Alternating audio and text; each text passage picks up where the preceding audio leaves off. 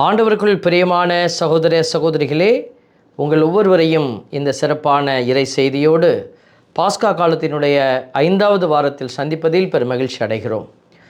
இந்த பாஸ்கா காலம் என்பது உயிர்ப்பினுடைய அந்த காலம். நம்ம மீண்டுமாய் உங்களுக்கு நினைவுபடுத்தி கொண்டிருக்கிற ஒரு காரியம். வழிபாட்டு முறைமைகளை அவர்கள் ஒவ்வொரு கட்டமாக பிரித்து வைத்திருக்கிறார்கள். நம்ம கடந்த நாட்களிலே நம்ம பார்த்திருக்கிறோம். தவக்காலம் என்று நாம் ஒரு காலத்தில் பயணித்தோம். அங்கே பாவத்தை பற்றியும் மனமாறுதலை பற்றியும் கடவுளிடத்தில் திரும்பி வருவதை பற்றியெல்லாம் நம்ம பேசினோம். இந்த சிந்தனைக்கு பிறகு ஒரு ஈஸ்டர் பெருவிழாவில் நீங்கள் நல்லா பார்த்துருப்பீங்க. எல்லா ஆலயங்களிலும் சிறப்பு வழிபாடுகள், அதற்கான தயாரிப்புகள், தியானங்கள். அங்கே பார்த்திங்கன்னா பாவ சங்கீர்த்தனம், ஒப்புரவு அருட்சாதனம், இதெல்லாம் உங்களுக்கு ஒழுங்கு செய்யப்பட்டு கொடுக்கப்பட்டு ஒரு புதிய மக்களினமாக நீங்கள் மாறி பயணிக்க வேண்டும் என்பது தான் திரு அவையினுடைய திட்டம். அதைத்தான் உங்களுடைய பங்கு தந்தையர்கள் பங்கு தலங்களிலே உங்களுக்கு அதை உருவாக்கி தந்தார்கள், அந்த சூழல்களை. அப்போ நம்ம என்ன செய்கிறோம்? இஸ்ரேல் மக்கள் பாலைவனத்திலே துன்புறுத்தப்பட்டார்கள். ஒரு பெரிய ஒரு தவத்தின் அடையாளமான ஒரு உடைக்கப்பட்ட ஒரு நிலைக்குள்ளே தள்ளப்பட்டு கடவுள் ஏன் அவர்களை அந்த இடத்துல உடைத்து நொறுக்கினார் என்று பார்த்தால் அது ஒரு கோபத்தினால் அல்ல, மாறாக அவர்களுக்கு கடவுள் காட்ட விரும்பிய ஒரு புதிய வழிமுறை. அது நம்ம அனைவருக்குமே அது ஒரு அடையாளமாக அமைந்தது. அப்போ வெளியில் வரக்கூடிய இனம் கடவுளை முழுவதுமாக அன்பு செய்து ஏற்றுக்கொண்ட இனமாக மாற வேண்டும் என்று தான் கடவுள் விரும்பினார்.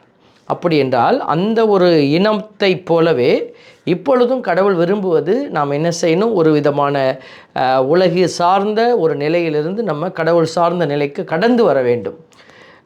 அதுக்குத்தான் இந்த தவக்காலத்தை தாண்டி நம்ம என்ன செய்கிறோம்? நம்மளையே பரிசுத்தப்படுத்தி கொண்டு ஒரு புதிய திட்டத்தோடு நம்ம இந்த பயணத்துக்குள்ளே வந்து கொண்டு இருக்கிறோம்.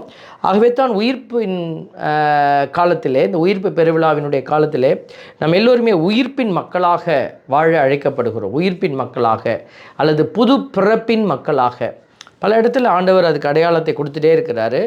நான் அடிக்கடி சொல்லக்கூடிய ஒரு காரியம், யோவான் நற்செய்தி 3வது அதிகாரத்தில் நிக்கோதேம் என்கிற மிகப்பெரிய ஒரு அறிஞர், அவர் பரிசேயர், அவர் படித்து அந்த வேதத்தை அறிந்திருக்கிற ஒரு மனுஷர். அவரிடத்தில் இயேசு சொல்லும்போது சொல்லுவார், நீ மறுபடி பிறந்தாலன்றி விண்ணரசுக்குள்ளே போக முடியாது.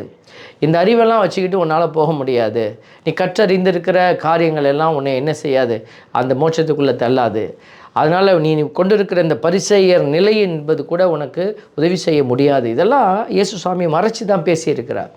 நீ மறுபடி பிறந்தாலன்றி விண்ணரசுக்குள் நுழைய முடியாது என்று சொல்லி, அப்போ அவர் கேட்குறாரு, நான் மீண்டும் என் தாயின் வயிற்றில் புகுந்து எப்படி பிறப்பது என்று கேட்குற போது ஆண்டவர் சொல்லக்கூடிய ஒரு அருமையான ஒரு அடையாளம், நீ நீராலும் தூய ஆவியாராலும் நீ மறுபடி பிறக்க வேண்டும். அப்போ ஆண்டவர் கொடுக்குற அந்த மறுபடி பிறக்கிற ஒரு அனுபவம் என்பது புது பிறப்பின் மக்களாக நம்ம மாறுவதனுடைய ஒரு அழைப்பு. இப்போ இயேசுவே இந்த அழைப்பை கொடுத்துருக்கிறார். இந்த அடையாளத்தை பார்த்துட்டு நம்ம என்ன செய்கிறோம்? பார்க்காதபடி போய் கொண்டிருக்கிறோம். ஏதோ செய்தி, ஏதோ ஒரு நிக்கோதேமுக்கு கடவுள் சொன்னார். இல்லை, இன்றைக்கு எல்லாரிடமும் ஆண்டவர் இயேசு இதை சொல்லிக்கொண்டே இருக்கிறார், நீ மறுபடி பிறக்கணும். இன்றைக்கி நம்ம ஒரு கத்தோலிக்க சபையாக இருக்கட்டும் அல்லது வேறு சில சபைகளாக இருந்தாலும் சரி, அந்தந்த சபை ஒழுங்குக்குள்ளே நம்ம நின்று கொண்டு இருக்கிறோம். அது மட்டும் போதுமா என்றால் பத்தாது. இன்றைக்கி கத்தோலிக்க திருச்சபையினுடைய கட்டளைகள் என்று ஒன்று இருக்கிறது. அது சொல்லுது, ஞாயிற்றுக்கிழமைகளிலும் கடன் திருநாட்களிலும் முழு பூசை காண்கிறது. அப்போ என்ன செய்கிறோம்? நிறைய பேர் அந்த ஒரு ஒழுங்கு கட்டளையை மட்டும் நிறைவேற்றி விடலாம் என்று நினைக்கிற மக்கள் பெருகிவிட்டார்கள். அந்த ஒழுங்குமுறையை நிறைவேற்றிட்டா கடவுள் சந்தோஷப்பட்டுருவார் என்று நினைக்கிற ஒரு கூட்டமானது இன்றைக்கி நம்மக்கிட்ட நிறைய பேர் இருக்கிறோம். ஸோ இந்த இடத்துல தான் கடவுள் இன்னும் அதிகமாக நம்மகிட்ட பேசுகிறாரு. அதனால் இந்த கட்டளைகளை நிறைவேற்றுகிற மனநிலையை நம்ம என்ன செய்யணும்? இன்னும் கொஞ்சம் மாற்றிக்கொண்டு புது பிறப்பின் அடையாளமாக நம்ம உருவெடுக்கணும் அப்படிங்கிறது கடவுளுடைய விருப்பம். அப்போ ஆண்டவர் அதுக்கு தான் இந்த நாட்களில் நம்மளோட பேசுகிறார். உயிர்ப்பின் மக்களாக நான் வாழணும்னா என்ன செய்யணும்? ஆண்டவர் இந்த உயிர்ப்பின் மக்களாக நீங்கள் வாழ்ந்தால்தான் ஆண்டவருடைய அந்த உயிர்ப்பினுடைய மகிமையை காண முடியும். நம்ம யோவான் நற்செய்தியினுடைய யோவான் திருத்தூதருடைய இந்த எழுத்துக்கள் திருவழிப்பாட்டிலிருந்து தான் நமக்கு 2வது வாசகம் கொடுக்கப்பட்டு வருகிறது. அதில் பார்க்கக்கூடிய அரியணையின் முன் ஆட்டுக்குட்டிகள் போல் நிற்கிறாங்க. யார் இவங்களெல்லாம் ஆட்டுக்குட்டியினுடைய இரத்தத்திலே தங்களுடைய ஆடைகளை தோய்த்து கொண்டவர்கள். இதெல்லாம் நம்ம பார்க்குறோம். இந்த அடையாளமெல்லாம் சொல்லுகிற செய்தி என்ன? நம்ம அடிக்கடி நம்ம போன வாரமாக பேசினோம், இந்த வாரம் உங்களுக்கு நினைவூட்டுகிறோம். அப்போ இவர்கள் தங்களை துன்பத்திற்கு இயேசுவின் சாட்சிகளாக உருமாற்றி கொண்டவர்கள். அப்போ இவங்களாம் யார்? அந்த வசனத்தை ஃபுல்ஃபில் பண்ணவங்க. நிறைவு செய்தவர்கள். தங்களை என்ன செய்தாங்க? அவங்க மறுபிறப்படைய அவர்கள் செய்து கொண்டார்கள். தண்ணீரால் முதல்ல ஞானஸ்தானம் திருமுழுக்கு பெற்றார்கள், தண்ணீரால் பிறந்தவர்கள். அதுக்கப்புறம் தூய ஆவியால் பிறந்தவர்கள். அவர்கள் மனிதர்கள் விரும்பும் விதமாக அல்ல, கடவுள் விரும்பும் விதமாக பயணித்தவர்கள். கடவுளின் ஆவியால் செயல்பட்டவர்கள். அதனால தான் அவர்கள் துன்பத்தை சந்தித்தார்கள். அந்த துன்பத்தினுடைய அடையாளத்திலிருந்து அவர்கள் பெற்றுக்கொண்ட மிகப்பெரிய ஒரு ஆசீர்வாதம் விண்ணக பேரின்பம். நம்ம ஒரு முதல் வேத சாட்சியாய் மரித்த ஸ்தேவானை நம்ம உதாரணமாக வைத்து கொள்ளலாம். எல்லோரும் கல்லால் எரிந்து கொல்ல போகிற நேரத்தில் கூட அவர் தன் உயிருக்கு பயந்தவராக அல்ல, கடவுளுடைய மாட்சியை காண்கிறவராகவே அந்த இடத்துல அடையாளப்படுத்தப்படுகிறார். அப்படிப்பட்ட ஒரு நிலையெல்லாம் நம்ம பார்க்குற பொழுது கடவுள் நம்மை அழைத்து செல்கிற அந்த உயிர்ப்பின் மக்களினுடைய நிலை என்ன, எப்படி நம்ம இந்த உயிர்ப்பினுடைய மக்களாக வாழ வேண்டும் என்பதை நம்ம கற்றுக்கொள்ள வேண்டும். அதனுடைய படிநிலைகள் எப்படி இருக்கிறது என்பதைத்தான் இந்த நாட்களில் ஆண்டவர் விளக்கி கொண்டே இருக்கிறார். இதில் இன்றைக்கி வாசகத்தை பாருங்கள். திருத்தூதர் பணி 14வது அதிகாரத்திலிருந்து நமக்கு கொடுக்கப்பட்டிருக்கிற இறைவசனம். அதில் ஒரு மிகப்பெரிய அந்த திரு அவையினுடைய அந்த திருக்கூட்டம் எப்படி வளர்ந்தது. பவுல், பர்னபா, லிஸ்திராவில், இக்கோனியா, அந்தியோக்கியா ஆகிய நகரங்களுக்கு திரும்பி வந்தார்கள். அங்குள்ள சீடர்களின் உள்ளத்தை அவர்கள் உறுதிப்படுத்தி அவர்கள் என்ன சொல்கிறாங்க பாருங்கள், நாம் பல வேதனைகள் வழியாகவே இறையாட்சிக்கு உட்பட வேண்டும் என்று கூறி நம்பிக்கையில் நிலைத்திருக்கும்படி அவர்களை ஊக்குவித்தார்கள். அப்போது அவங்க ரொம்ப தெளிவாக இருந்தாங்க. இந்த இறையாட்சி என்பது துன்பங்கள் வழியாகத்தான் கட்டப்பட வேண்டும் என்பதை அவர்கள் அறிந்து வைத்திருந்தார்கள். அதையே அவர்கள் போதித்தார்கள். இப்படிப்பட்ட ஒரு போதனைகளைத்தான் இன்றைக்கு திருச்சபையினுடைய ஆதி திருச்சபையில் இருக்கிற திருத்தூதர்கள் உள்வாங்கி பயணித்தார்கள் என்பதை திருத்தூதர் பணி நமக்கு அடையாளப்படுத்துகிறது. அவர்கள் திருச்சபையை கூட்டி கடவுள் தங்கள் வழியாக செய்த அனைத்தையும் பிற இனத்தவருக்கு நம்பிக்கை கொள்ளும் வாய்ப்பை கொடுத்ததையும் அறிவித்தார்கள். இப்போ நம்ம எந்தெந்த காரியம் இந்த திருச்சபையில் நடந்து கொண்டு இருந்தது என்பதையெல்லாம் நம்ம அலசி பார்க்குறோம். அதில் இந்த சிறப்பான காரியங்கள், அதே போல் 2வது வாசகம் திருத்தூதர் யோவான் எழுதிய திருவெளிப்பாட்டு நூலினுடைய வாசகம். நற்செய்திக்கு வருகிற போது யோவான் நற்செய்தி கொடுக்குற 13வது அதிகாரத்திலிருந்து நமக்கு கிடைக்கிற 13வது அதிகாரம் 31 நமக்கு கிடைக்கிற அந்த ஒரு இறை வசனங்களை எல்லாம் நம்ம சிந்திக்க இந்த நாளில் நம்ம முயற்சி செய்கிறோம், சிந்திக்கிறோம். ஆண்டவர் பாருங்க, ஒரு 1 பேதுரு 1:3 ஒரு காரியம் சொல்லப்படுகிறது. நம் ஆண்டவர் இயேசு கிறிஸ்துவின் கடவுளும் தந்தையுமானவர் போற்றி அவர் தம் பேரிரக்கத்தின்படி இறந்த இயேசு கிறிஸ்துவை உயிர்த்தெழச் செய்து நமக்கு புது பிறப்பு அளித்துள்ளார். இவ்வாறு குன்றா எதிர்நோக்குடன் நாம் வாழ்கிறோம். இப்போ அதுதான் நான் சொல்லிக்கிட்டே இருக்கிறேன். புது பிறப்பு அளித்துள்ளார். அப்போ புது பிறப்பின் மக்களாக இப்போ இந்த திருத்தூதர்கள் எல்லாம் உலகத்தை விட்டுட்டு ஒரு போராட்ட வாழ்க்கைக்குள்ளே வர ஆரம்பிச்சிட்டாங்க. அப்படி அவங்க பயணிக்கிற போது அவங்களுக்கு என்ன கிடைக்கும் ஒரு எல்லோருக்குமே ஒரு ஆசை இருந்தது இல்லையா, ஆவல் இருக்கும். என்ன கிடைக்கும் எனக்கு, இப்படி ஆண்டவருக்காக நான் துன்பங்களை தாங்கினா எனக்கு என்ன கிடைக்கும், இந்த என்ன கிடைக்கும் என்கிற ஒரு தேடல் ஒன்று எல்லோருக்கும் உள்ளே இருக்கிறது. அதைத்தான் பேதுரு மிக அழகாக நிறைவு செய்கிறார். நீங்கள் இப்படி பயணிச்சிங்கன்னா குன்றாத எதிர்நோக்குடன் நீங்கள் கடவுள் கொடுக்குற வழித்தடத்தில் பயணித்து போனீங்கன்னா அழியாத மாசற்ற ஒழியாத உரிமை பேர் உங்களுக்கென விண்ணுலகில் வைக்கப்பட்டுள்ளது. அவர் மிக தெளிவாக சொல்கிறாரு. அன்னை மரியாள் கூட இந்த லூர்து நகரில் காட்சி கொடுத்த போது பெர்னத்து என்கிற அந்த மகளுக்கு சொல்லுவாங்க, இந்த உலகத்தில் உனக்கு என்னால் பெரிய நன்மைகள் செய்ய முடியாது, ஆனால் மறு உலகத்தில் கண்டிப்பாக உனக்கு நான் பெரிய ஆசீர்வாதத்தை கொடுக்க முடியும் என்று சொல்கிறாங்க. அப்போனா இந்த உலகத்தில் நம்ம எல்லோருக்குமே கடவுள் கொடுத்துருக்கிற ஒரு அழைப்பு என்ன அப்படின்னா, துன்புறும் ஊழியனாக இறையாட்சியை நம்ம கட்டி எழுப்புக, துன்பத்தை நம்ம கையில் எடுத்து ஓடணும். இன்றைக்கி துன்பம் வேண்டாம் என்ற ஒரு கோட்பாட்டை தான் பிசாசு நமக்கு முன்னாடி வைத்து கொண்டே இருக்கிறான். அதனால தான் இன்றைக்கி நம்ம ரொம்ப ஜாக்கிரதையாக ஓடணும். துன்பம் வேண்டாம், துயரம் வேண்டாம், எனக்கு மகிழ்ச்சி, எனக்கு சந்தோஷம், எனக்கு ஒரு ஜாலி லைஃப், இதுதான் என்னுடைய வாழ்க்கையினுடைய கட்டமைப்பு என்று சொன்னால் கண்டிப்பாக அது தவறாக இருக்கும். அதனால தான் இன்றைக்கி கடவுள் நமக்கு இந்த திருச்சபையை கட்டி எழுப்ப, இறையாட்சியை கட்டி எழுப்ப நம்ம எல்லாரையும் அவர் பெயர் சொல்லி அழைத்து கொண்டே இருக்கிறார். இந்த காரியத்தை நீங்கள் பாருங்கள், கிங்டம் ஆஃப் காட், இறையாட்சி அப்படிங்கிற வார்த்தையை தான் நம்ம அடிக்கடி பார்த்துக்கிட்டே இருக்கிறோம். இறையாட்சியினுடைய அடையாளம். இந்த இறையாட்சிங்கிற வார்த்தை, கிங்டம் ஆஃப் காட் அப்படிங்கிற வார்த்தை ஒரு 68 முறை நம்மளுடைய புதிய ஏற்பாட்டில் பயன்படுத்தப்பட்டிருக்கிற பழைய ஏற்பாட்டில் நம்ம அதை பெருசாக இதனுடைய நேரடியான ஒரு அடையாளத்தில் பார்க்க முடியல. புதிய ஏற்பாட்டில் தான் பாசிலேயா அப்படிங்கிற அந்த வார்த்தையின் வழியாக நம்ம பார்க்குறோம்.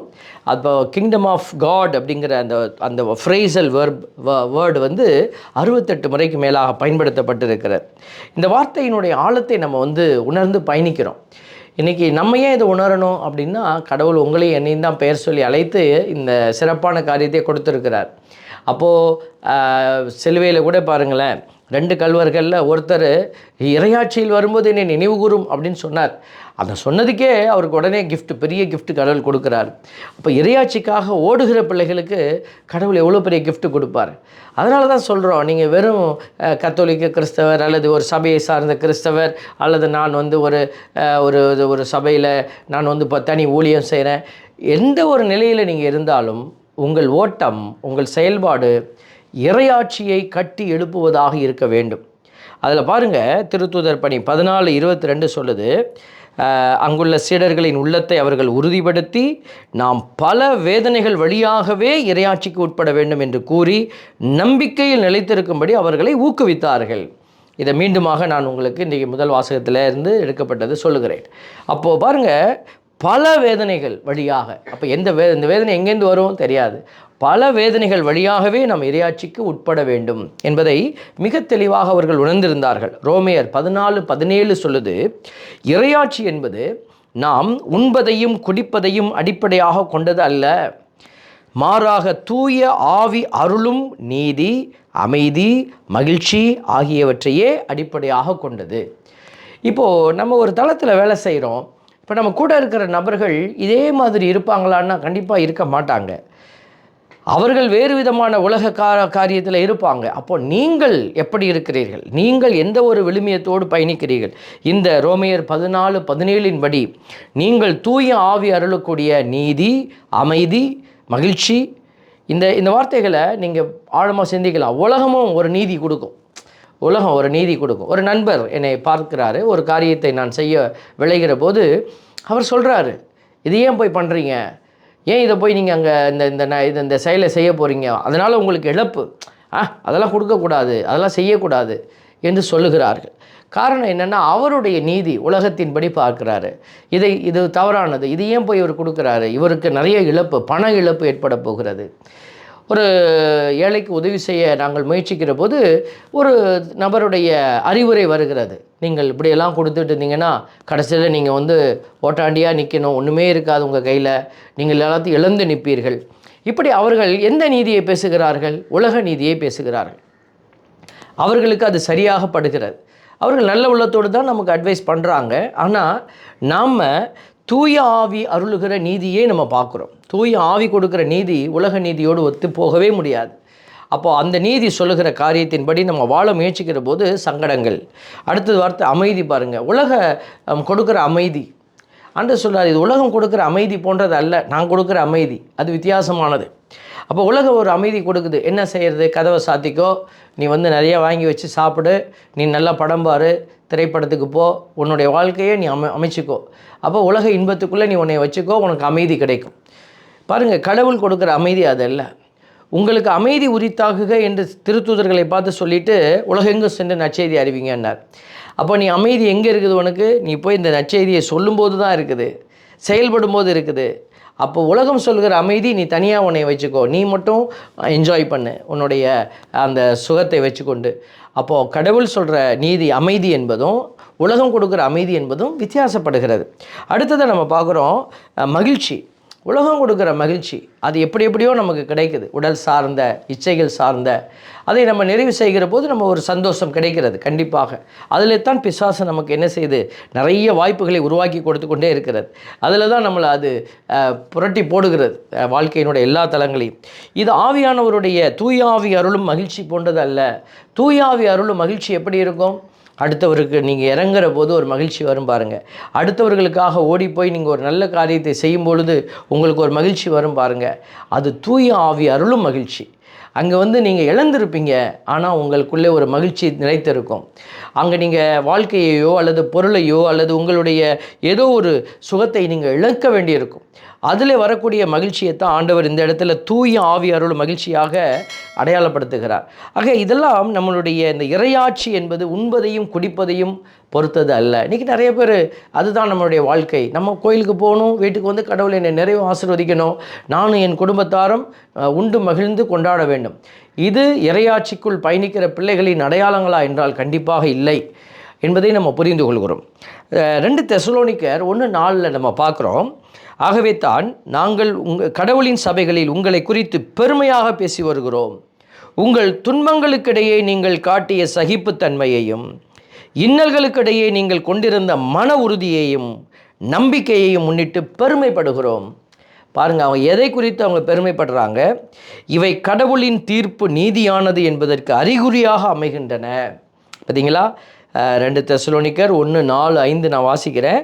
இவை அனைத்தின் விளைவாக, இதெல்லாம் நடந்து நீங்கள் செயல்படுத்துறதுனால இதன் விளைவாக நீங்கள் இறையாட்சிக்கு தகுதி உள்ளவர்கள் ஆவீர்கள். எது தகுதி ஆக்குது பார்த்தீங்களா? அப்போ அவர்கள் ஓடி ஓடி சம்பாரித்து அதிலிருந்து ஒரு தொகையை அப்படி தூக்கி போட்டுட்டு உட்கார்ந்துருக்கிறதுல இல்லை, கடவுளுக்காக துன்பங்களை தாங்கி ஓடி அவர்கள் அந்த கஷ்டத்தில் இன்னல்களுக்கு இடையே அவர்கள் கொண்டிருந்த மன உறுதி, நம்பிக்கை, அதான் சொல்லுது, இதுதான் தகுதி உள்ளதாக மாற்றுது. இந்த ஆட்சிக்காகவே நீங்கள் துன்புறுகிறீர்கள். அப்போ இந்த வார்த்தைகளை நீங்கள் மீண்டும் பாருங்கள். இந்த இறையாட்சிக்காகத்தான் துன்புறுகிறீர்கள். அப்போ துன்புறுவது என்பது இறையாட்சியினுடைய ஒரு அடிப்படை குவாலிட்டியாக மாறி இருக்கிறது. அதை தான் நம்ம புரிந்து கொள்ள வேண்டும் என்று இன்றைய வாசகங்கள் நமக்கு அடையாளப்படுத்துகிறது. ஆக அவர்கள் தேர்ந்தெடுத்தது, திருத்தூதர்களை தேர்ந்தெடுத்து, ஒவ்வொரு திருச்சபையிலும் மூப்பர்களை தேர்ந்தெடுத்து நோன்பிருந்து இறைவனிடம் வேண்டி தாங்கள் நம்பிக்கை கொண்டிருந்த ஆண்டவரிடம் அவர்களை ஒப்படைத்தார்கள். அவர்கள் என்ன செய்கிறாங்க? மற்ற ஊர்களுக்கு போகிறாங்க.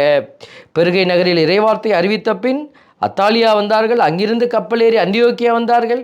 இதெல்லாம் எதை காட்டுது பாருங்கள் பிள்ளைகளே. அவர்கள் ஒரு இடத்துல நிற்கலை. அவர்களுடைய வாழ்க்கை பயணம் என்பது, நம்பிக்கை பயணம் என்பது ஒவ்வொரு ஊர்களுக்காக சென்று மக்களை கட்டி எழுப்புவதில் இருந்தது. இந்த காரியங்களோடு தான் 2வது வாசகம் நமக்கு ஒரு புதிய விண்ணகத்தையும் புதிய மண்ணகத்தையும் அடையாளப்படுத்துகிறது. அதில் இடத்துல யோவான் நற்செய்தியாளருக்கு கிடைத்த அந்த திருவெளிப்பாட்டினுடைய வார்த்தைகள் பாருங்கள். புதியதொரு விண்ணகத்தையும் புதியதொரு மண்ணகத்தையும் கண்டேன். முன்பு இருந்த விண்ணகமும் மண்ணகமும் மறைந்து விட்டன, கடலும் இல்லாமல் போயிற்று. அப்படின்னா என்ன அர்த்தம்? இதெல்லாம் சுயநலத்தினுடைய அடையாளங்கள். கடல் என்பது அவர்களுடைய நம்பிக்கையில் அது ஒரு பெரிய ஒரு பாவம் நிறைந்த ஒரு இடம், ஒரு தீமை நிறைந்த இடம், அப்படியே அவங்க பார்த்தாங்க. இப்போ கடலும் இல்லாமல் போயிற்று. அப்பொழுது ஒரு புதிய எருசலேம் என்னும் திருநகர் கடவுளிடமிருந்து விண்ணகத்தை விட்டு இறங்கி வர கண்டேன்.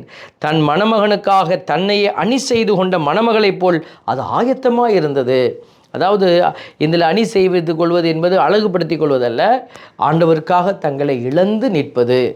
அப்போது அந்த காரியத்தெல்லாம் நம்ம பார்க்கிற பொழுது அவர்கள் அவருக்கு மக்களாக இருப்பார்கள். அவர்கள் நடுவே குடியிருப்பார். அவர்கள் அவருக்கு மக்களாக இருப்பார்கள். கடவுள்தாமே அவர்களோடு இருப்பார். அவரே அவர்களுடைய கடவுளாக இருப்பார். அவர்களுடைய கண்ணீர் அனைத்தையும் அவர் துடைத்து விடுவார். இனிமேல் சாவு இராது, துயரம் இராது, அழுகை இராது, துன்பம் இராது. இந்த வார்த்தைகள் எல்லாம் இந்த உலகத்தில் சொல்லப்படுகிற விஷயங்கள் அல்ல. இந்த உலகத்தை தாண்டி யார் இந்த உலகத்தை ஜெயிச்சு அங்கிட்டு போகிறீங்களோ அங்கே கிடைக்க போகிற அந்த புதிய விண்ணகம், புதிய மண்ணகம், அந்த உருவாக்கம், இதைத்தான் இயேசுசாமி தந்தை உருவாக்க முயற்சி செய்து கொண்டு இருக்கிறார்.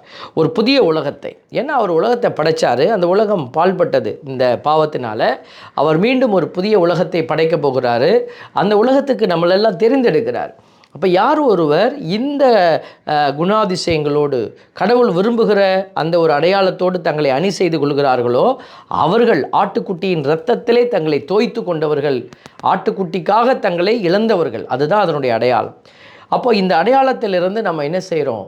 புதிய விண்ணகத்திற்குரிய மண்ணகத்திற்குரிய ஒரு நல்ல ஒரு சாட்சிகளாக, அங்கே வாழக்கூடிய தகுதியுள்ளவர்களாக நம்ம மாறுகிறோம்.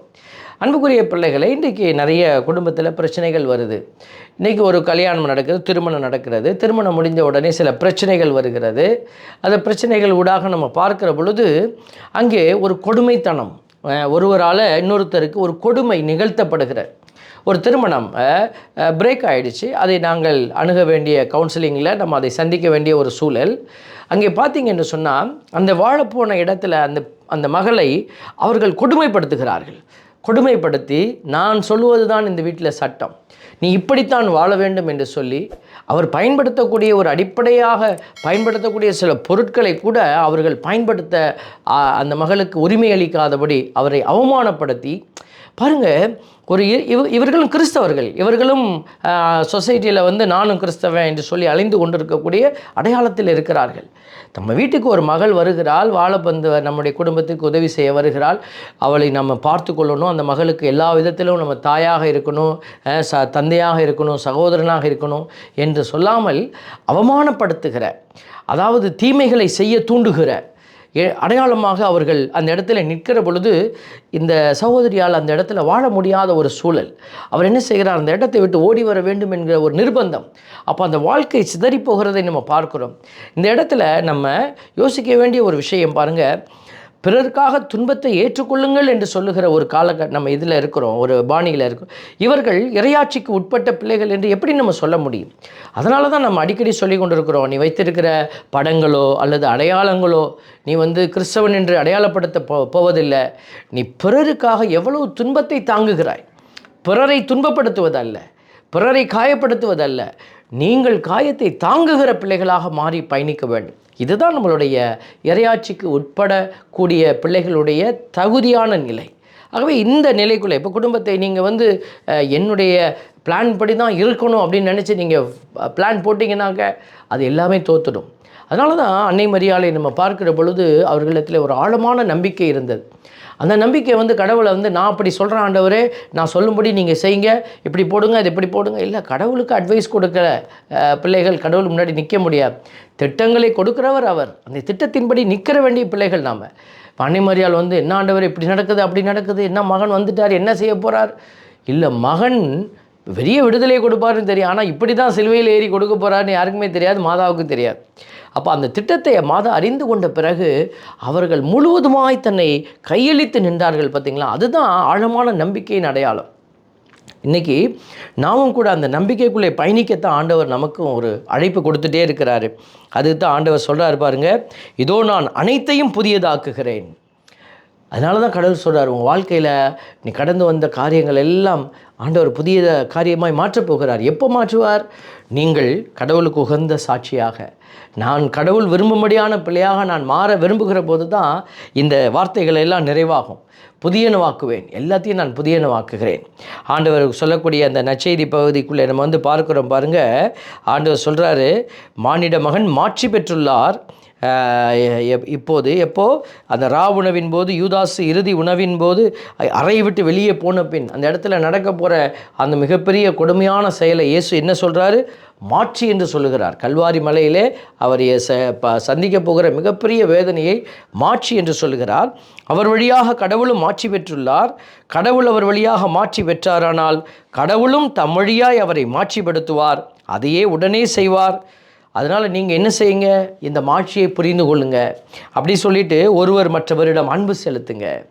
நீங்கள் அவர்கள் அன்பு கொடுத்தா நான் அன்பு கொடுப்பேன், இல்லை, நீ அன்பை கொடு, ஒருவர் மற்றவரிடத்தில் அன்பை கொடு. அந்த மற்றவருங்கிறவர் யார்? இப்போ நம்மளுடைய இந்த தமிழக சூழலில், இந்திய சூழலில் நம்ம எல்லா இனமும் இணைந்து வாழ்ந்து கொண்டு இருக்கிறோம். எல்லா நம்பிக்கையாளர்களும் இணைந்து வாழ்ந்து கொண்டு இருக்கிறோம். இப்படி வாழக்கூடிய ஒரு சூழலில் நீங்கள் மற்ற நபர்களை எப்படி பார்க்குறீங்க? அவர்களுடைய நம்பிக்கையை நம்ம என்ன செய்கிறோம்? மதிக்கணும்.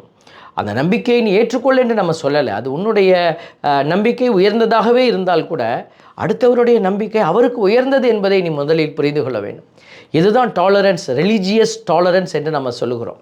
ஸோ அப்போ நம்ம இந்த சொலிடாரிட்டி என்கிற வார்த்தை, எல்லோரும் இணைந்து பயணிக்கவே கடவுள் இந்த உலகத்தில் நம்மள எல்லாம் இந்த இந்திய சூழலை அப்படி வைத்திருக்கிறார். அப்போ நம்ம உலக அரங்கில் இந்த இந்தியாவில் எவ்வளோ மதங்கள் இருந்தாலும் அவர்கள் இணைந்து கைகோர்த்து பயணிக்கிறவர்கள் என்கிற மிகப்பெரிய அடையாளமாக நம்ம நிற்கிற போது அது உலக நாடுகளுக்கே ஒரு சவால் விடக்கூடிய ஒரு அழகான ஒரு செயலாக அது மாறிப்போகிறது. இதை நம்ம மறுத்துட்டு என்னுடைய என்னுடைய என்னுடைய என்று நம்ம பேசுகிற பொழுது எந்த ஒரு அடையாளமும் வெற்றி அடைய முடியாது. எந்த ஒரு நம்பிக்கையும் அதுக்கு ஒரு உயர்வை கொடுக்க முடியாது, நீங்கள் எந்த நம்பிக்கையை சார்ந்தவராக இருந்தாலும். அதனால தான் ஆண்டவர் சொல்கிறார் பாருங்க, நான் உங்களிடம் அன்பு செலுத்தியது போல நீங்களும் ஒருவர் மற்றவரிடம் அன்பு செலுத்துங்கள். இப்போ கடவுள் இன்றைக்கும் இந்த உலகத்தை மதத்தை கடந்து அன்பு செய்து கொண்டிருக்கிறார். இப்போ கடவுள் என் கடவுள் தான் ஒஸ்தின்னா அடுத்த மதத்தெல்லாம் அழிச்சிருக்க வேண்டியது தானே? இல்லை அந்த கடவுள் தான் உண்மையான கடவுள் தான், மற்ற மதத்தெல்லாம் அந்த கடவுள் அழிச்சிருக்க வேண்டியது தானே? நீங்கள் எந்த கடவுளை அடையாளப்படுத்தினாலும் அந்த தெய்வத்தினுடைய நிலை இதற்கு ஒப்பத்தான் இருக்கிறார். அந்த தெய்வம் என்று சொல்லுகிற நம்ம அடையாளப்படுத்துகிற அந்த தெய்வம் என்ன செய்து பாருங்க, அந்த தெய்வம் நம்மிடத்திலே நான் உங்களிடம் அன்பு செலுத்தியது போல நீங்களும் ஒருவர் மற்றவரிடம் அன்பு செலுத்துங்கள் என்ற அடையாளத்தை கொடுத்து கொண்டே இருக்கிறது. நீங்கள் ஒருவர் மற்றவருக்கு செலுத்தும் அன்பிலிருந்து நீங்கள் என் சீடர்கள் என்பதை எல்லோரும் அறிந்து கொள்வார். அப்போ இயேசுசாமி மிக தெளிவாக கொடுக்கிறார். அப்போ ஒருவர் கிறிஸ்தவர் அல்லாத ஒருத்தர் இயேசுவின் சீடராக மாற முடியுமா? கண்டிப்பாக முடியும். அவர் இயேசுவை பற்றி பேசாமலே சீடராக இருப்பார். எப்படி இருப்பார்? இந்த கூற்றின்படி அவர் வாழ்ந்து கொண்டிருந்தார் என்றால் அவர் எல்லாரையும் அன்பு செய்கிறார். அவர் மதத்தையோ அல்லது ஜாதியையோ அல்லது ஒரு பொருளாதார ஒரு நிலையையோ முன்வைக்காமல், அவர் மனித முகத்தை பார்க்காமல், தன்னுடைய விழுமியத்தை வைத்துக்கொண்டு அதில் அடக்குமுறைகளை வைக்காமல், அவர் திறந்த உள்ளத்தோடு மனிதனை மனிதனாக நேசிக்கிற, துன்புறுகிற பிள்ளைகளை துன்புறுகிற பிள்ளைகளாக பார்க்கிற ஒரு அடையாளமாக போகிற போது கண்டிப்பாக அவரும் இயேசுவின் சீடராக மாறுகிறார். அதனால தான் இந்த செய்தியை கேட்கிற கிறிஸ்துவால் தெரிந்தெடுக்கப்பட்ட பிள்ளைகளாக இருக்கிற ஒரு கிறிஸ்தவர் எப்படி இருக்க வேண்டும்? அடுத்தவர்கள் இருந்தாலே கடவுள் இதை கொடுக்க போகிறாருன்னா கிறிஸ்தவர்கள் நாம் கண்டிப்பாக இருந்து தான் ஆகணும். அதனால் இந்த ஒரு காரியங்களை நம்ம உள்வாங்கி நம்ம ஏதோ ஒரு பயணம், வெற்றி பயணத்தை மேற்கொண்டு நம்ம வெற்றி அடைய போவதில்லை பிள்ளைகளே. அதனால தான் நீங்கள் உண்மையுள்ள சாட்சிகளாக இன்றைக்கி ஒரு மாற வேண்டும் என்பது கடவுளுடைய அழைப்பு. இன்றைக்கி ஒரு ஊரில் ஒரு ஜாதிய பிரச்சனை வருகிற உதாரணத்துக்கு எடுத்துக்கொள்வோமே, அங்கே என்ன ஒரு பிரச்சனை, இந்த தேர் அங்கே போகணும். அவங்க இதை ஒரு குருவானவர் யோசித்து அதில் ஒரு போராட்டமாக்கி அதை கொடுத்தா தான் அந்த ஊர் சிந்திக்க வேண்டுமா அல்லது சண்டை போடணுமா? இல்லை, அந்த ஊர் மக்களே அவர்களும் நம்முடைய மக்கள், அவர்களும் நம்முடைய உறவுகள். நம்ம இந்த தேரை இவ்வளோ நாள் நம்ம ஓட்டலை, இனிமேல் நம்ம என்ன செய்வோம், அந்த வீதிகளிலும் நம்ம எடுத்துகிட்டு வருவோமே அப்படின்னு எந்த சமூகம், இறை சமூகம் சிந்திக்குதோ செயல்படுதோ அந்த இறை சமூகம்தான் கடவுளுடைய சீடத்துவத்துக்குள்ளே பயணிக்கிற இறை சமூகம். அந்த ஊர் தான் கடவுளுக்கு மாட்சி அளிக்கிற ஊர். இல்லைன்னா அந்த ஊரோடு சேர்ந்து தான் நரகத்துக்கு போக வேண்டி இருக்கிறது. அதனால தான் சொல்கிறோம், அந்த ஊரை வழிநடத்துகிற அந்த ஒரு கிராமத்தையோ அல்லது அந்த ஊரையோ வழிநடத்துகிற தலைவர்களுடைய தலையிலே நெருப்பு. ஏன்னா அவர்கள் சரியான விதத்தில் அந்த மக்களை வழிநடத்தாமல் போனால், ஒருவேளை ஒரு காலகட்டத்தில் புரியாமல் நடந்ததெல்லாம் உண்மைதான், இப்போ எல்லாமே புரிகிறது, உடைத்து பேசுகிறோம். அப்போது நம்ம இதை புரிந்து கொள்ள வேண்டும். இல்லை நாங்கள் எப்போது இப்படி தான் இருப்போம் என்று சொன்னால் அப்படிப்பட்ட நிலைகள் எல்லாம் கடவுளுடைய பார்வையிலே அது அருவருக்கத்தக்கதாக இருக்கிறது. என் அன்பு தேவ பிள்ளைகளே, இந்த அருமையான நாளில் உங்களை சுற்றி இருக்கிற சூழல் மாற்றப்பட்டால் போதும். அன்னை மரியாள் அங்கிருந்து இந்தியாவை குறித்து அவர்கள் போராடலை, அவர்களுடைய சூழலில் இருந்து கொண்டு அவர்கள் உலகம் முழுமைக்குமாக தன்னால் முடிந்த ஜெபத்தை கொடுத்தார்கள். கடவுள் கண்டிப்பாக செயல்படுவார் என்ற நம்பிக்கையில் இருந்தார்கள். இயேசு ஆண்டவர் தன்னுடைய எல்லைக்குட்பட்ட பகுதிகளெல்லாம் ஓடி நமக்கு ஒரு அடையாளத்தை கொடுத்துட்டு போயிருக்கிறார்.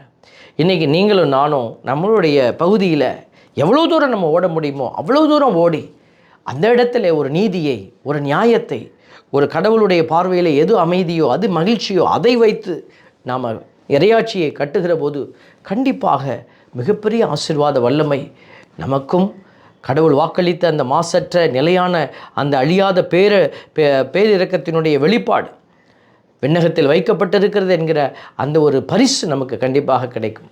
இந்த ஆசீர்வாத கிருபை நமக்கு கிடைக்க இந்த நாளில் உயிர்ப்பின் மக்களாக நாம் பயணிக்க இறையருள் வேண்டி மன்றாடுவோம். ஒரு சிறிய ஜெபத்தை உங்களுக்காக ஏறெடுக்கிறோம். அன்பின் பரமபிதாவே, நன்றியோடு மை துதிக்கிறோம், மை ஸ்தோத்தரிக்கிறோம், மை ஆராதிக்கிறோம், நன்றி செலுத்துகிறோம். இந்த ஆசீர்வாதமான வேளையிலே துன்பத்தின் வழியாகவே இறையாட்சி கட்டப்பட வேண்டும் என்கிற உண்மையை நாங்கள் அறிந்து கொள்ள எங்களுக்கு உதவி செய்தீரப்பா. உங்களுடைய இரக்க பெருக்கத்திற்காய் நன்றி. உண்மைகளை எங்களுக்கு வெளிப்படுத்துகிறீரே நன்றி. தொடர்ந்து அந்த இரக்கத்தில் நாங்கள் பயணித்து உமக்கு சான்று பகிர்கிற சாட்சிகளாக விளங்க எங்களுக்கு நீரே உதவி அருளும். உம்முடைய இரக்கத்தில் எங்களை ஒப்பு கொடுத்து செபிக்கிறோம். செபம் கேளும் நல்ல பிதாவே, ஆமென். அன்புக்குரிய பிள்ளைகளே, மீண்டுமாய் அடுத்த வார இறை சிந்தனையோடு உங்களை சந்திக்கும் வரை உங்களுக்காக தொடர்ந்து ஜெபிக்கிறோம். God bless you.